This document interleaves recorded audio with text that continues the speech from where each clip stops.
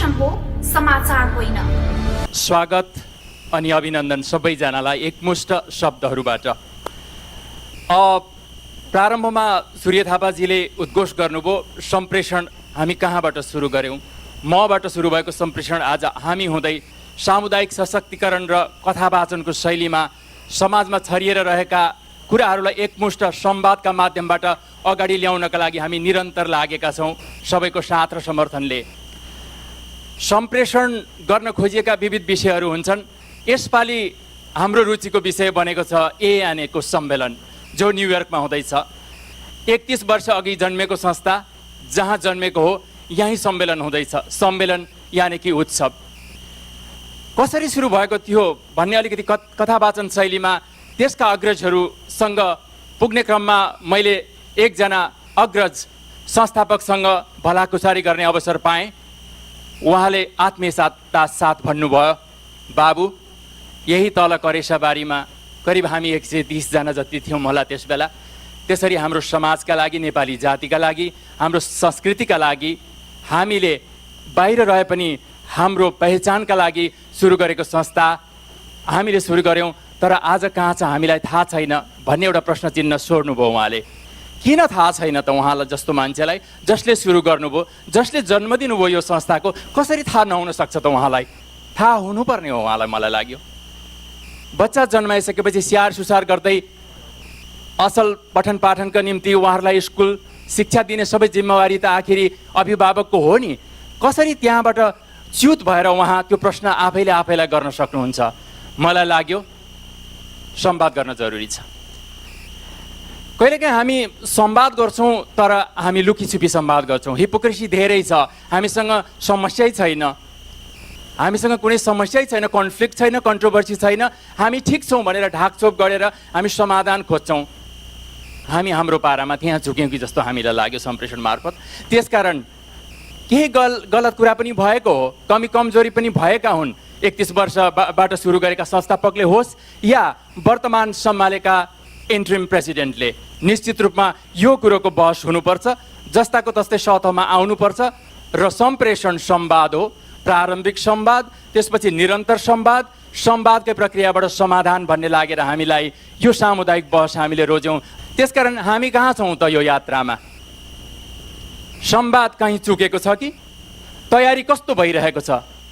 यो प्रश्न जान्छ 31औं तयारी समितिका प्रमुख संयोजक समीर महर्जनलाई। म यसपालि कटखरा भन्दिनँ, सामूहिक बहसमा निम्ति आउँछु। समीर महर्जन, नमस्ते। उपस्थित सबै दाजुभाइ दिदीबहिनीहरू र हाम्रा मिडियाका साथीहरू र स्पेसली व्हाइट हिमाल टेलिभिजनलाई धेरै धेरै धन्यवाद दिन चाहन्छु। तयारीको कुरा गर्दाखेरि करिब हामी अहिले अन्तिम चरणमा पुगिसकेका छौँ। विस्तृत रूपमा भन्ने हो भने चाहिँ 3 दिनको प्रोग्राम हो। जुलाई 4th, 5th र 6thमा हुँदैछ। जुलाई 7thमा पनि हामीले सन्डेको दिन बाहिरबाट आउनुभएका हाम्रो विभिन्न स्टेटबाट आउने हाम्रो गेस्टहरूलाई चाहिँ हामीले एउटा न्युयोर्क टुरको पनि व्यवस्था गरेका छौँ र त्यसले गर्दा यो जुलाई 4th, 5th, 6th र 7thको पनि हामीले यसमा समावेश गर्न सकिन्छौँ। जुलाई 4th को दिन हाम्रो यो कल्चर परेडबाट हामीले यसलाई चाहिँ सुरुवात गर्ने गइरहेका छौँ। कल्चर परेडमा हाम्रा विभिन्न सङ्घ संस्थाका अग्रजहरू र विभिन्न सङ्घ संस्थाका आफ्नो रिप्रेजेन्टेट गरेर उहाँहरू आउने हुनेछन् र त्यसैलाई नै हामीले त्यो परेडलाई नै लगेर मञ्चमा लगेर एउटा ओपनिङ सेरेमनीको रूपमा हामीले गर्दैछौँ।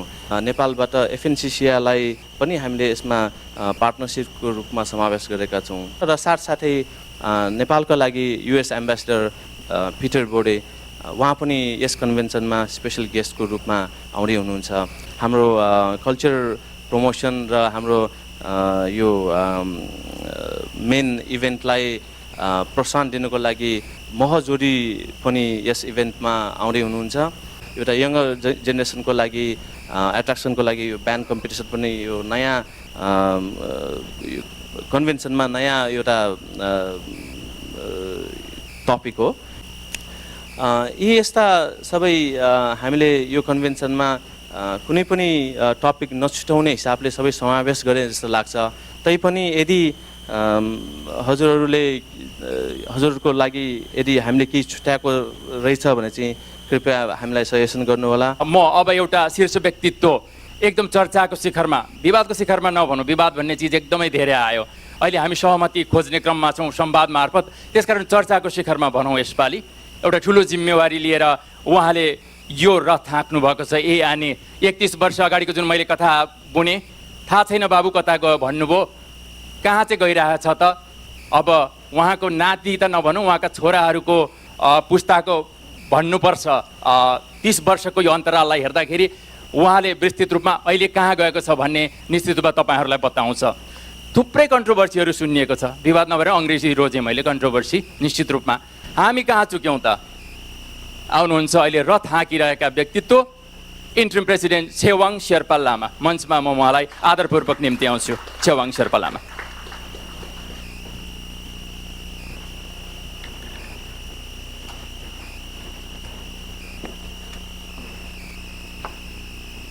मैले सुनेको थिएँ यो गिनिज वर्ल्ड रेकर्डमा अहिलेसम्म सबैभन्दा बढी नाम राख्न सक्ने राष्ट्र थियो नेपाल, र अहिले पनि नेपाल छ भनेर सुने। शैलेशजीले मलाई 4 मिनट यो कार्यक्रम सुरुमा आफ्नो मन्तव्य राख्नलाई टाइम दिनुभयो। 31 वर्षको जेने एएनएको इतिहासलाई 4 मिनटमा प्रस्तुत गरेर अर्को गिनिज वर्ल्ड रेकर्ड राख्ने मेरो मनसाय छैन।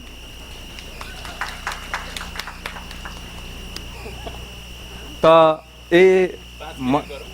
धन्यवाद शैलेशजी।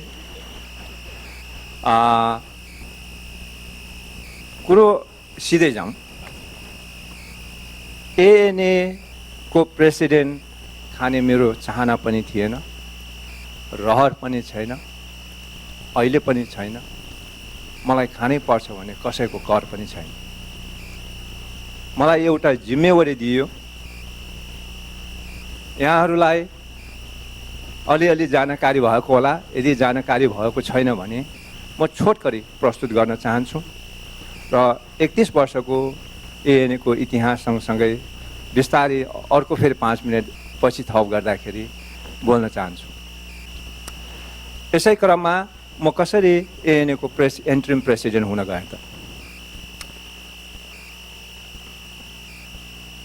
4 वर्ष अगाडि अमेरिकामा 2वटा एनआरएन भएर, एउटा एनआरएन 2वटा भएर टुक्रिएर गएको थियो।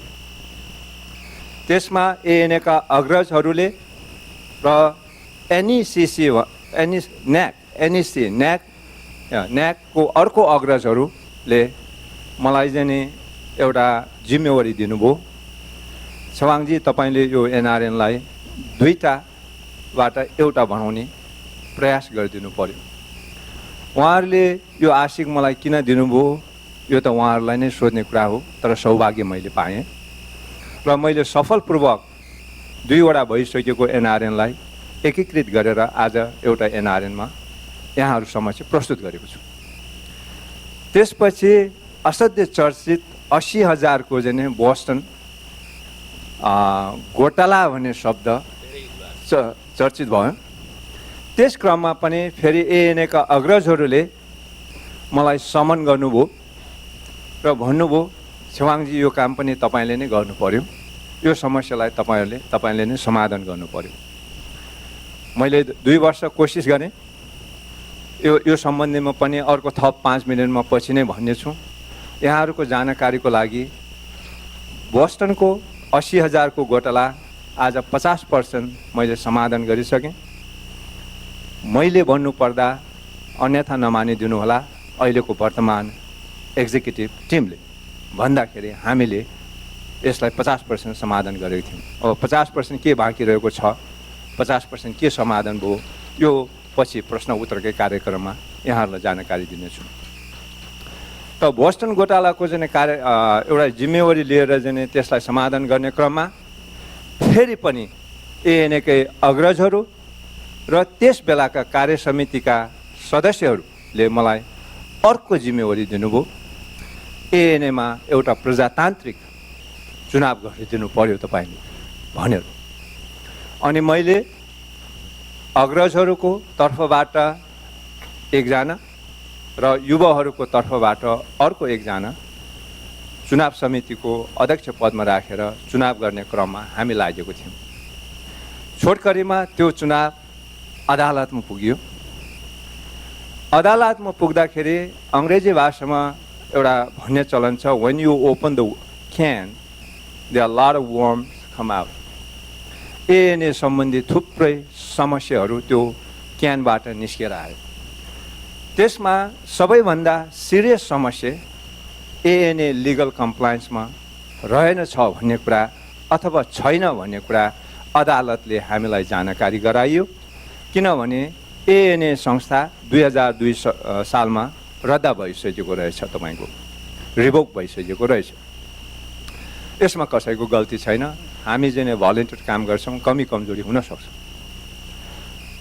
दोस्रो ठुलो समस्या भनेको एएनए फाइनेन्सियल कम्प्लायन्समा रहेको थिएन।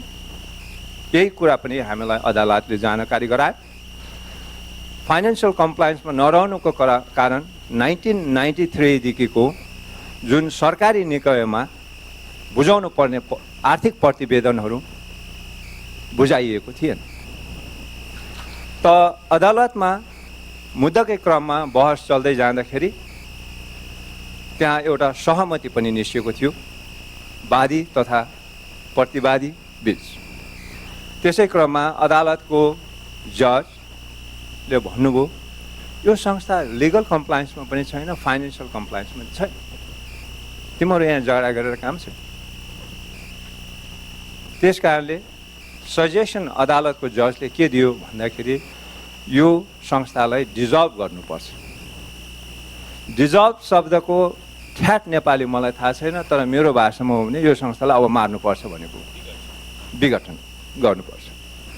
मैले यस्तै अदालतमा यस्तै थियो, त्यहाँ एउटा कचहरी थियो, सबै साथीभाइलाई हेरेँ, कसैले चाहिँ आँट गर्छ कि यो जजसँग अलिकति च्यालेन्ज गर्नलाई, कसैले गर्नु भएन। थियो अग्रजहरू पनि थिए, एएनएको वकिल पनि थिए, वादी प्रतिवादीको वकिलहरू पनि थिए, अन्य वरिष्ठ बुद्धिजीवीहरू पनि थिए, तर कसैले चुइया बोल्नु भएन।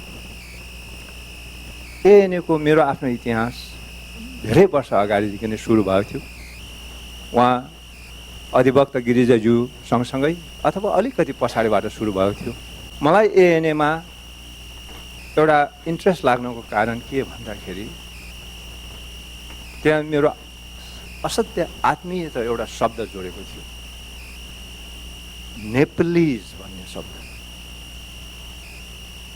अनि मैले त्यही कोर्टमा चाहिँ नि जजलाई अनुरोध गरेँ। मैले भने your honour I would like to say few things. जजले बोलायो कचहरीमा, मिस्टर शेर्पलाम whatever you wanted to say. मैले भने this organization has 30 years of Nepalese history in this land of free. You cannot dissolve this organization. Just because of few executives' error and mistakes, the organization should not be penalized. भनेर भन्दाखेरि जजले भन्नुभयो, so who is going to lead this organization? Who is going to bring this organization into legal compliance? Who is going to bring this organization into financial compliance? म फेरि 2 मिनेटको लागि मौन भएँ। आशा गरेँ त्यत्रो कोठामा भएको मान्छेहरूले कसैले म गर्न सक्छु भनेर, म गर्न चाहन्छु भनेर हात उठाउन अघि भन्ने मेरो ठुलो आशा थियो। त्यो देखिनँ मैले भने यो honor I will do it. My name is Chawang Sherpa Lama. I have a record of becoming a president of one of the most successful organizations in the United States. I'm a businessman. I'm a manager. I have the experience to do it. भनेर भनेपछि यहाँ अधिवक्ताहरू हुनुहुन्छ, प्रक्रिया कसरी चल्छ कोर्टमा भने जजले भन्नुभयो, does anybody have objection? कसैले अब्जेक्ट गर्नु भएन। Does the council have objection? Council भन्नुको अर्थमा लोयरलाई भन्दो रहेछ, अब हाम्रो भाषामा लोयर है। उहाँले काउन्सिल हेभ अब्जेक्सन, काउन्सिलले नो अब्जेक्सन भन्यो। त त्यो बेलादेखि जजले लिखित रूपमा आधिकारिक रूपमा मलाई एउटा जिम्मेवारी दिनुभयो, बोल्नु भएर र क्लर्कले लेख्नु भयो, लेखेर as of today you Chawang Sherpa Lama will act as an interim president of the Association of Nepalese in ANA, and you will bring ANA into compliance, both legal and financial compliance. You will report to me through your attorney every February your progress. And on top of that, त्यसको copy मसँग यहाँ छ। अब यहाँहरूले चाहनुहुन्छ भने म्यारील्यान्ड कोर्टमा चाहिँ केस नम्बर हाल्नु भएर चाहिँ निकाल्न सक्नुहुन्छ जजको निर्णय। अब उहाँले जजले यति पनि भन्नुभयो, you can form your own executive body to help you on this matter. त मित्र बन्धुहरू, दर्शकवृन्दहरू, मैले एएनएको प्रेसिडेन्ट चाहेर लिएको होइन, रहरले लिएको होइन, घरले लिएको होइन। 3 वर्षको अवसरमा यो एएनएको प्रेसिडेन्सीको एउटा जिम्मेवारी लिए। आर्थिक नोक्सानहरू मलाई धेरै भएको छ, परिवारसँग चाहिँ समय बिताउन पाएको छैन। मैले त मलाई कानुनले दिएको, अदालतले दिएको एउटा जिम्मेवारी मात्रै वहन गर्ने प्रयास गरिरहेको छु, किनकि त्यो मेरो अधिकार हो, मेरो कर्तव्य हो। एएनएलाई मर्न दिएको छैन। एउटा लिगल हिसाबमा प्यारालाइज भएको एएनएलाई आज यहाँहरूको अगाडि स्वास्थ्य बनाएर मैले प्रस्तुत गरेको छु। फाइनेन्सियल हिसाबमा चाहिँ क्यान्सर लागेको एएनएलाई मैले आज स्वास्थ्य बनाएर यहाँहरूको अगाडि प्रस्तुत गरेको छु। अब यो स्वास्थ्य एएनएलाई यहाँबाट अगाडि कसरी संरक्षण गरेर लानुपर्छ भन्ने कुरा पनि म यहाँहरूलाई छोड्छु, अग्रजहरूलाई छोड्छु र विशेष गरी महिलाहरूलाई छोड्छु, युवाहरूलाई छोड्छु। 5 मिनट सक्यो जस्तो छ, फेरि पनि आउनेछु। धन्यवाद। धन्यवाद इन्टिम प्रेसिडेन्ट छेवाङ शेर्पा लामाज्यू। उहाँको सार्वधिक गर्भित भनाइ र फ्याक्ट फिगरहरू सुन्दाखेरि मैले नै 2 चोटि पानी पिएँ। उहाँलाई पानी पिलाउनलाई प्रश्नहरू रेडी गर्नु होला। यो बहस हो एकदम। पहिले त मैले तपाईँ तातो कुर्सीमा बस्न रेडी हुनुहुन्छ भन्ने प्रश्न सुरु गरेपछि यो बहसको थालनी गरेको। तातो कुर्सी आज छैन, बडो एकदम गरम भए पनि आत्मीय कुर्सीहरू छन्। सौहार्दताका साथ हामी नियम सङ्गत भएर, युक्तिसङ्गत भएर आफ्नो परम्परा कायम गर्दै सार्थक बहस गर्छौँ। त्यही हो आजको कार्यक्रम। इन्ट्रिम प्रेसिडेन्ट कति वर्षका लागि दिएको हो, यो मेरो प्रश्न होइन। मैले सुनेको कुरा सम्प्रेषण मार्फत मैले अलिकति उरालेको हुँ। यो तातो बहस निरन्तर हुन्छ। यहाँ वादी प्रतिवादी भनिएको छ, कोही वादी प्रतिवादी केही पनि होइन। जसरी युद्ध र प्रेममा सब कुरा जायज हुन्छ भनेर परम्परागत रूपमा भनिन्छ, त्यसो नभनिएको भए हुन्थ्यो। त्यो पनि गल्ती हो भन्ने मलाई लाग्छ। तर संवाद गर्न चाहिँ हामी जहिले जहिले पनि चुक्छौँ। यहाँ चाहिँ कुनै हामीले नीति बनाएनौँ, खालि झगडा मात्रै गर्छौँ, वादी प्रतिवादी। त्यसकारण स्थायी शत्रु र स्थायी मित्र कहीँ पनि छैन। कोही पनि हामी शत्रु हुँदै होइनौँ, हामी परदेशमा छौँ। त्यो आत्मीयता माया सबभन्दा बढी हाम्रो जातिमा छ। सोच्नुहोस्, हामी नेपाली जाति हौँ, जातिको नाममा हामीले गर्व गर्न सिकौँ। पक्कै त्यहीतिर लक्षित छ यो संवाद अनि सम्प्रेषण। अर्को पक्ष भनेर जानिने वर्तमानमा उहाँहरू हुनुहुन्छ या हुनुहुन्न, तपाईँहरू नै हो यो अर्को पक्ष भनेको। बडो जटिल छ बिचको कुरा। बिचमा बस्नु भनेको अलिकति ढुलमुले हुनु, यता पनि सम्हाल्नु, उता पनि सम्हाल्नु, यता पनि समर्थन गर्नु, उता पनि समर्थन गर्नु, अलिक जटिल कुरा हो। तर एउटा यस्तो व्यक्तित्वलाई म झट्ट बोलाइहाल्छु जसलाई विगतदेखि वर्तमानसम्म धेरैजनाले चिन्नुहुन्छ र उहाँ थुप्रै घटना परिघटनाको साक्षी हुनुहुन्छ। एकजना व्यक्तित्व जसको नाली बेली जोडिएको छ एएनएसँग। हजुर, ढिलो नगरी बोलाइहाल्नु पर्दा गिरिजा पी गौतम, सुन्छौँ उहाँका कुराहरू। धन्यवाद शैलेशजी। एएनएसँगको मेरो सम्बन्ध 1993 देखि भएको। त्यो बेलादेखि मैले विभिन्न वर्षसम्म विभिन्न क्यापासिटीमा काम गरेँ र धेरै यसका प्रोसेसहरूमा म संलग्न रहेको हुनाले यसको इतिहास र केही कुराहरू मेरो जानकारीमा भएको हुनाले मलाई लाग्यो जब समाजमा यस विषयमा संवाद हुँदैछ भने मेरो जानकारीमा रहेको कुराहरू तपाईँहरूसँग सेयर गर्दाखेरि सायद त्यसले केही it may shed some lights भन्ने हिसाबबाट यसलाई एउटा अभ्यासको रूपमा लिएर म तपाईँहरूको अगाडि आएको छु। अर्को कुरो के छ भनेदेखि हामी संवाद निश्चित रूपमा गर्छौँ, त्यसको एउटा विवाद र संवादमा एउटा फरक के छ मेरो विचारमा भनेदेखि विवाद भन्ने बित्तिकै हामी कुनै विवादभित्र चुर्लुमा डुबेका छौँ, हाम्रो बाटो कतातिर हो भन्ने कुराको अन्यल छ भन्ने हुन्छ भने संवाद सधैँ रचनात्मक हुन्छ। जब हामी संवादको कुरा गर्छौँ मेरो विचारमा संवादको सुरुवात पोइन्ट अफ एग्रिमेन्टबाट हुनुपर्छ। त पहिलो पोइन्ट अफ एग्रिमेन्ट के छ भने शैलेशजीले अघि नै सुरुमा के भन्नु हो भने यस विषयलाई लिएर एएनएका विभिन्न पदाधिकारी, विभिन्न विगत र वर्तमान पदाधिकारीहरू, एएनएका स्टेक होल्डर्सहरू सबैसँग कुरा गर्दाखेरि के देखिन्छ भने सबैजना एएनएलाई माया गर्नुहुन्छ, उहाँहरूको चाहना छ। यो 30 वर्ष प्लसको इतिहास बोकेर बसेको यो संस्था, यसलाई जसरी भए पनि निरन्तरता दिनुपर्छ, यसलाई अगाडि बढाउनुपर्छ, समाजमुखी हुनुपर्छ, समय सापेक्ष हुनुपर्छ। यस कुरामा हामी सबै कटिबद्ध छौँ भन्ने पहिलो हाम्रो बिचमा स्वीकृति त्यहाँनिर छ। दोस्रो कुरोमा के देख्छु भने सबैले आफ्नो आफ्नो किसिमबाट संस्थापक डाक्टर हरि शर्मादेखि सुरु गरेर वर्तमान कार्यकारी अध्यक्ष छवाङज्यूसम्मको समयमा उहाँहरू सबैले यो संस्थालाई आफ्नो तन मन धनले विभिन्न किसिमबाट सिञ्चित गर्नुभएको छ, त्यसमा योगदान दिनुभएको छ भने अब प्रश्न उठ्छ यो विवाद भन्ने विषय कुरो कहाँबाट निस्कियो त भन्ने कुरा आउँदाखेरि आज एउटा कुरो हामी निश्चित रूपमा स्वीकार गरौँ कि विवाद निश्चित रूपमा छ, तर विवाद बारेमा जुन संवाद भइरहेछ त्यसलाई रचनात्मक शैलीमा लग्यौँ भने विवाद टुङ्गिनेछ र संवाद सफलतापूर्वक निष्कर्षमा पुग्नेछ भन्ने कुरो हामीले विचार गर्नुपर्छ।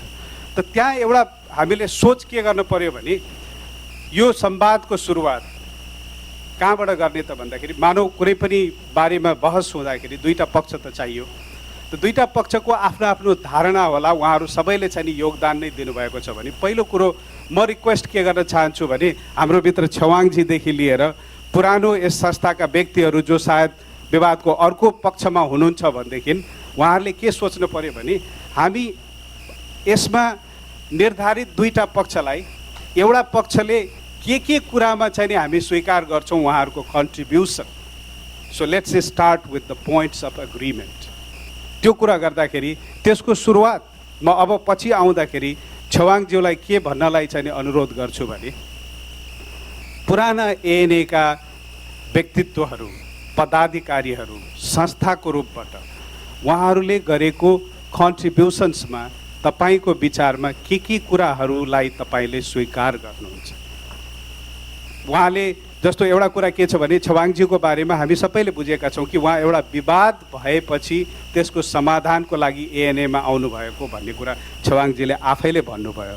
त्यस स्थितिमा आउँदाखेरि अहिले उहाँलाई शैलेशजीले हट सिट नदिइसकेको भए पनि he has been in the hot seat for long, let's recognise that. तर त्यो हट सिटमा बस्दा बस्दै पनि अङ्ग्रेजीको शब्द छ मैग्नानिमिटी, र मैग्नानिमिटीले हामीलाई उठाउँछ। त्यो के देखाउने भने म ठिक हुँ र तिमी गलत हौ भन्ने कुरा जसले पनि भन्न सक्छ, तर विवादको अर्को पक्षमा भएको व्यक्तिले के ठिक गरेको छ भन्नेबाट सुरु गऱ्यौँ भने सायद हाम्रो एम्फेसिस ठिक ठाउँमा पर्छ। त्यो कुरो सुरु गरौँ। त्यसै गरिकन आज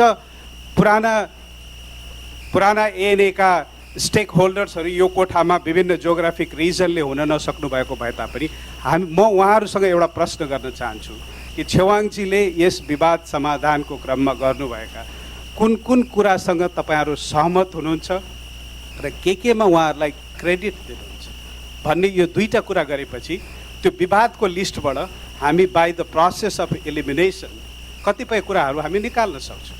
त्यसको निचोड के आउँछ भनेदेखि निचोडमा हाम्रो विवादका विषयहरू भन्ने लिस्ट सायद अलि सानो र साँगुरो हुन्छ। त्यसपछि हामी बसेर let's put our heads and mind and soul together र त्यसमा बसेर हामी समाधानको पक्षमा चर्चा गरौँ, रचनात्मक अभ्यासबाट जाउँ र हामी के हेरौँ भनेदेखि जसरी एउटा हरि शर्माजीको पालोबाट सुरु भएको र उहाँ पछिका विभिन्न अध्यक्षहरूले, विभिन्न पदाधिकारीहरूले विभिन्न किसिमबाट आफ्नो आफ्नो तरिकाले योगदान दिँदै आउनुभएको ठाउँमा जुन स्पिरिटमा उहाँहरूले काम गरिरहनु भएको थियो त्यही स्पिरिटमा छेवाङजी र उहाँको टिमले पनि काम गरिराखेको छ भने त्यहाँ डिफरेन्सेस मैले पर्सनली लास्ट एक हप्ताभित्रमा मैले एएनएको कमसेकम 8-9 जना पास्ट प्रेसिडेन्टहरूसँग कुरा गरेको छु। त्यसमा मेरो पर्सनल फिलिङ के छ भने रिच आउटको प्रब्लम छ, कम्युनिकेसनको प्रब्लम छ, समझदारीको प्रब्लम छ, इम्प्रेसनको प्रब्लम छ, आफ्नो आफ्नो कन्सेप्टको प्रब्लम छ। माई वे और हाईवे भन्ने एटिच्युडलाई चाहिँ हामीले कोठा बाहिर छोडेर आउनुपर्छ। यदि कुनै पनि समाजका हामी हिमायती हौँ भने हामीले मेरो नजरमा र मलाई लाग्छ तपाईँहरू यहाँ हुनुभएका र यो कार्यक्रम सुनिरहनु भएको धेरैजसो यस कुरासँग सहमत हुनु होला कि हामी सबै यो कोठामा हुनुको र आज यस कार्यक्रम सुन्नुको कारण के हो भने हामी सबै नेपाली हौँ। कुनै पनि बेला कुनै पनि विवादमा गर्नभन्दा अगाडि आफ्नो छातीमा हात राखेर हामी सोचौँ कि मैले गरेको काममा के मैले केही त्रुटि गरिराखेको छु, मैले कुनै अर्को साथीको बारेमा औँला ठडाएर गरेको कुरोमा के म त्यस पक्षप्रति फेयर भइराखेको छु। त यी तमाम प्रश्नहरूको एकदम घोरिएर गऱ्यौँ भने कतिपय कुराहरूको जवाफ हामीले आफै पनि पाउन सक्छौँ। र त्यो दिन के हुन्छ भने इगोलाई त्याग दिनुपर्छ र अरूकोले बारेमा आफूले जानेको राम्रो कुरोलाई स्वीकार गर्ने आँट हुनुपर्छ, जुरुक्क उठेर बोल्न सक्नुपर्छ। हामी सबै मानिस हौँ, हामीले गल्ती गर्न सक्छौँ, किन भन्दाखेरि यहाँ कोही पनि पर्फेक्ट छैन। जब हामी यो कुरा मान्छौँ भने त्यसको पहिलो कन्क्लुजन के हो भने म इम्पर्फेक्ट छु। म इम्पर्फेक्ट छु भनेदेखि मैले अरूमा पर्फेक्सन कसरी खोज्ने? त्यो यो स्पिरिटमा अगाडि बढ्दाखेरि अब यसपछिको प्रश्नको क्रममा हामी के कुराहरू छन्, अर्को पक्षका 7-8 जनाबाट सुनेको कुराको आधारबाट उहाँहरूको गुनासो के छ त्यो कुरा म तपाईँहरूसँग सेयर गर्छु। छेवाङजीलाई रिक्वेस्ट गरेर त्यसको बारेमा भनिदिनु भयो भने यहाँ उहाँहरू नभए पनि ती विभिन्न व्यक्तिहरूले कार्यक्रमको थ्रुबाट सम्प्रेषणको चाहिँ उसमा गएर उहाँले यो कुरा सुन्नुभयो भने सायद विवाद समाधानको भोलि बाटो खन्ने काम त्यसमा हुनेछ। र त्यो विवादमा तपाईँहरू सबैले आफूलाई लागेको जिज्ञासाहरू राख्नुहोस्। मैले जाने बुझेसम्म म आफ्नो तर्फबाट त्यो कुराहरू तपाईँहरूसँग सेयर गर्छु र यो कार्यक्रमले यस विवादको समाधानको लागि बाटो खोजोस् भन्ने शुभकामना सहित अहिले पहिलो 4 मिनट म यहीँ टुङ्ग्याउँछु। धन्यवाद। धेरै ठाउँका कुराहरू धेरै प्रसङ्गहरू जोड्नु थियो, निश्चित रूपमा समय लाग्छ। सबभन्दा बढी सोल आत्मालाई साक्षी राखेर करिब हात यसो गर्दै हामी बोलौँ भन्ने कुरा उहाँले भनेर जानुभयो। सबभन्दा ठुलो कुरो त्यही हो। पार्श्वमा तपाईँहरूले पोस्टरमा पनि देख्नुहुन्छ हाइवे र माई वे त्यही एउटा स्केच गरिएको छ। त्यहाँ हामीले पनि परिकल्पना के गर्यौँ भने हामी चुकेको हाम्रो जिद्दी नै हो, त्यसकारण हाइवे र माई वेको फ्युजन चाहिँ अब आवर वे बनाउनु पर्यो भन्ने चाहिँ सम्प्रेषणको यो प्रयत्न हो। तपाईँहरूको साथ र समर्थनको लागि हामी आभारी छौँ। निश्चित रूपमा कन्भर्सेसनको माध्यमबाट कन्फेसन गरिसकेपछि अब कमिटमेन्टको बेला आएको छ। त्यो कमिटमेन्ट को कसबाट कसरी आउँछ? मुख्य त अहिले इन्ट्रिम प्रेसिडेन्ट छेवाङ शेर्पा लामाबाट बढी आउनुपर्छ जस्तो मलाई लाग्छ। तपाईँहरूको प्रश्न म निरन्तर रूपमा अब लिन्छु। लगभग तपाईँको 4-5 मिनटको वक्तव्यमा एएनएको सुरुवात र यो बोस्टन घोटालापछि जुन एएनए बहुचर्चित संस्थाको रूपमा परिचित हुनु पुग्यो यसमा र सारा नेपालीको बिचमा, त्यो विषयमा पनि यहाँले जानकारी गराउनु भयो। मेरो प्रश्न भन्दा पनि मात्र जिज्ञासा, यो कुरो शैलेशजीले पनि राख्नु भएको थियो। जब एएनएको मुद्दा संयुक्त राज्य अदालतको एउटा अदालतमा प्रस्तुत हुन पुग्यो, त्यसमा मुद्दा हाल्ने को थिए र प्रतिवादी को थिए त्यो बारेमा क्लियर मान्छेकै नाम बताइदिनु हुन म अनुरोध गर्छु हामीहरूलाई। र यो अन्तरिम अध्यक्ष भनेर तपाईँलाई 2 किसिमको जिम्मेवारी न्यायाधीशज्यूले प्रदान गर्नुभएको छ। एएनएमा भएको आर्थिक घोटाला र कानुनी घोटाला या एएनएको वैधानिकताको विषयलाई तपाईँले टुङ्गो लाएर अदालत समक्ष सधैँ जानकारी गराउनुपर्ने र यसको उहाँहरूले डेडलाइन यानि कहिलेसम्म तपाईँले यी दुईटै घोटालाहरूको विषयमा अदालतलाई पूर्ण रूपमा जानकारी गराएर यसको निचोड र टुङ्गो लिनुपर्ने अवस्था छ। यो विषयमा जानकारी गराइदिनु हुन म अनुरोध गर्दछु।